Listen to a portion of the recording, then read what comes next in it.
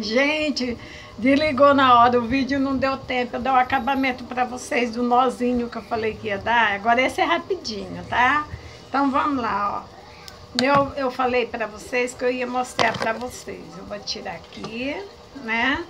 E vou dar esse acabamento aqui para vocês verem. Então, para ele ficar juntinho assim, ó, você vai fazer isso. Nozinho, nó, aqui, mais um nó, mais um. Ó, gente, tá vendo? Isso aqui vai ficar lindo para apanhar em alguém, para apanhar franjão, né? Para tudo. Aqui embaixo ele fica enorme, ó, a altura que ele fica na pessoa, né? Fica bem alto.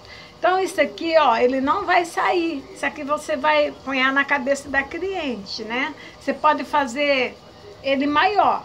Então você pode fazer 5, 6 faixinhas conforme vai pôr no cabelo da pessoa. Você pode fazer, esse seria a parte de baixo, que seria isso, ó. Seria aqui, né? Seria a parte de baixo, você mede do canto a canto, depois você mede da orelha aqui assim, e faz outro, vai medindo pela sua cabeça, né? O tanto, se for franjão, você vai medir um franjão. Franjão geralmente é de lado, pega assim, né? Então você vai medir assim também, gente. Então é isso, como não deu tempo eu no vídeo lá, porque o vídeo acabou, né? Eu pegar e dar o restante para vocês. Então é isso, gente. A semana que vem eu vou gravar outro para vocês, que é outra técnica que não precisa de lastec, tá? Não precisa de lastec. Então, na outra eu vou ensinar direitinho para vocês a outra. Então vai me acompanhando aí que vocês vão aprender muita coisa comigo. E não vai pagar nada, é só dar um like, tá?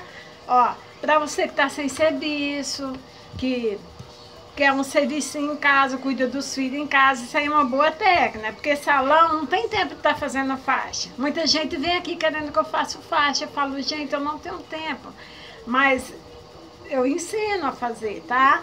Ó, dá um like aí pra mim, tchau, tchau!